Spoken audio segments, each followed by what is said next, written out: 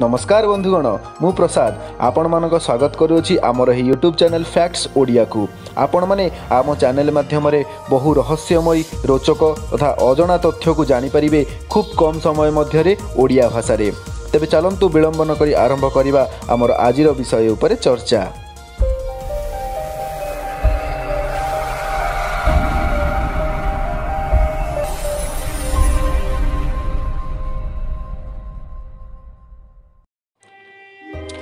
बहु पुरातन कालरू आज पर्यंत पृथ्वी रे अनेक रहस्यमय घटनावली घटी आसी तथा रहस्यमय जगार ठाब करा जाई अछि।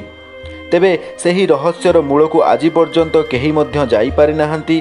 जीए जाइछि सी पाइछि तो केवल निराशा तथा दुर्भाग्य। तेबे आजिर अत्याधुनिक जुगरे मध्य एही भली किछि रहस्यमय जगह मान रही अछि जहाँकि आजिर आधुनिक विज्ञान तथा वैज्ञानिक मानकु रहस्य घेर पकाइछि। तेबे चलंतु जानिबा सेही भली किछि एक रहस्यमय जगह विषय रे जहार ना हैला सांग्रीला घाटी। रहस्यमयी जगह सांग्रीला घाटी को प्रथमे ब्रिटिशर नोवेल लेखक जेम्स हिल्टन तांको उपन्यास द लस्ट होराइजन अर्थात ओडिया रे कहिले हजी जाइथिबा जगह संपर्क रे वर्णना करथिले। से एही जगहटी को किंवदंती तिब्बतीय स्वर्ग सांबाला बोली उल्लेख करथिले, किंतु परे एही जगहटीर नाम सांग्रीला रखिथिले। सांग्रीला नामक एही जगहटी साधारण मनीष समाज ठारू बहुत दूर रे, कारण एठारे घटुथिबा अनेक रहस्यमयी घटना जहाको साधारण मनीष पक्षरे जानिबा असंभव। निजको एक अजଣା विपदरू बंचाई रखिबा पई केही एही विषय रे अनुसंधान करबाकू आग्रह प्रकाश करिनथांती। रूसियार एक वैज्ञानिक आंड्रेस टाल्कोव कहिथिले जे एहीपरि रहस्यमयी घटनावली जोगुड़िक साधारण मनीष क्षेत्र में जानिबा असंभव अटे सेमाने एहाकू जानिबारे वृथा प्रयास करी निज दुर्भाग्य को बढ़ाइबा छड़ा अन्य किछि हासिल करि परिबे नाही। एहीपरि एक घटना सामना को मध्य आसीथिला।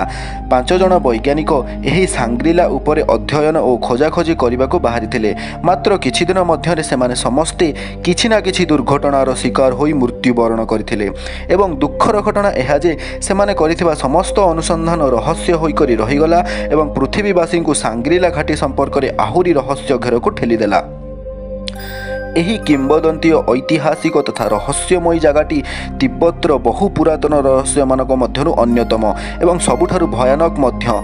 एही घाटीटी तिब्बतीय मानक अनुसारे अरुणाचल प्रदेश और तिब्बतर सीमारे थिबा कुनलुन नामक एक पहाड़ मध्यरे अवस्थित। तिब्बतर एही रहस्यमयी घाटीटी प्रथमे यूरोपीय मानक द्वारा 1580 मसीहारे आविष्कार होइथिला बोली कुहा जाइथाय। एक यूरोपीय दल सम्राट अकबरଙ୍କ सभाकू जाउथिबा बेले एही जगार रहस्यमयी घटनावली शुणी सेठारे अटकी जाइथिले और एहा विषय अनुसंधान करथिले। मात्र परे सेमानक विषय कौनसी खबर मिली नथिला। केतेक वैज्ञानिकों मतानुसारे एही जगहटी ब्रह्मांडर आउ एक कोण को जीवाकू रास्ता, अर्थात एठाकू जाउथुबा व्यक्ति ब्रह्मांडरे आउ एक कोणरे पहुँची जाइथाय।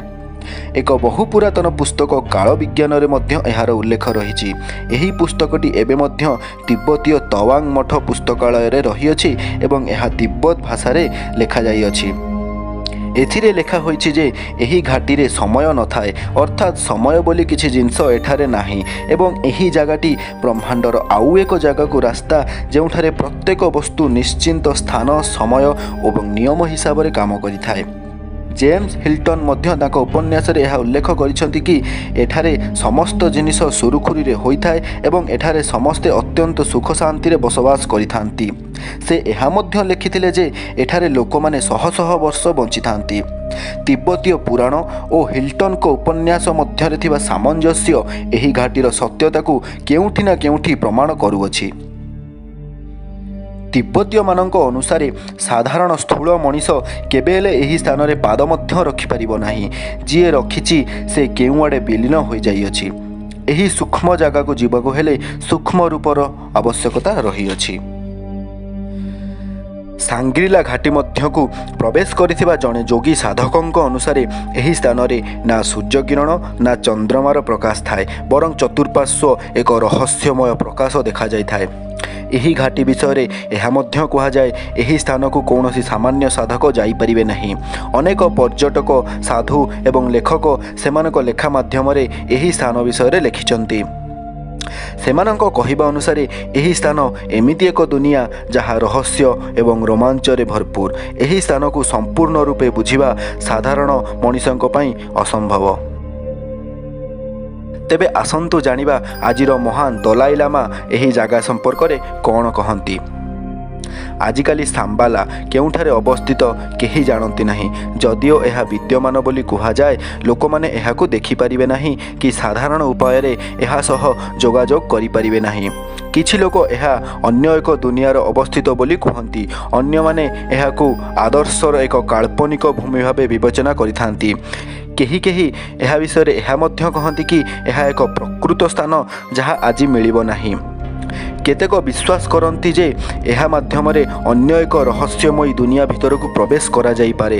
ତେବେ ଏହାର ସତ୍ୟତା ଯାହା ବି ହେଉନା କାହିଁକି, ସାମ୍ବାଲା ପାଇଁ ସନ୍ଧାନ ପାରମ୍ପରିକ ଭାବରେ ଏକ ବାହ୍ୟ ଯାତ୍ରା ଭାବରେ ଆରମ୍ଭ ହୁଏ, ଯାହା ଶେଷ ହୋଇଥାଏ ଆଭ୍ୟନ୍ତରୀଣ ଅନୁସନ୍ଧାନ ଏବଂ ଆବିଷ୍କାରର ଯାତ୍ରା ଭାବରେ।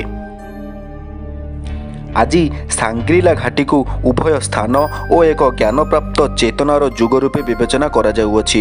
ତିବ୍ବତୀୟମାନେ କୁହନ୍ତି ଯେ ସ୍ୱର୍ଗକୁ ଖୋଜିବାର ଦୃଢ଼ ଇଚ୍ଛାଶକ୍ତି ହିଁ ଆମକୁ ଏହି ରହସ୍ୟମୟୀ ଜାଗା ସହ ବାନ୍ଧି ରଖିଛି।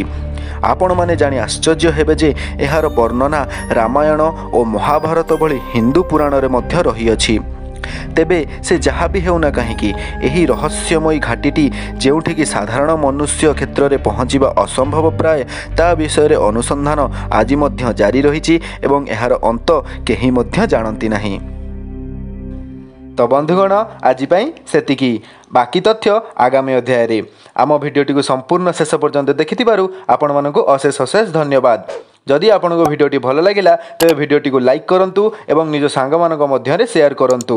ଆଉ ହଁ, ଆମ ଚ୍ୟାନେଲଟିକୁ ସବସ୍କ୍ରାଇବ୍ କରିକି ମଧ୍ୟ ରଖନ୍ତୁ ଏବଂ ତା ପାଖରେ ଥିବା ବେଲ୍ ଆଇକନ୍ଟିକୁ ଦବାଇ ରଖନ୍ତୁ, ଯାହାଫଳରେ କି ଆମ ଚ୍ୟାନେଲରେ ଅପଲୋଡ଼ ହେଉଥିବା ସମସ୍ତ ଭିଡ଼ିଓର ନୋଟିଫିକେସନ୍ ପ୍ରଥମେ ଆପଣଙ୍କ ପାଖକୁ ଯାଇପାରିବ। ଧନ୍ୟବାଦ। ଜୟ ଜଗନ୍ନାଥ।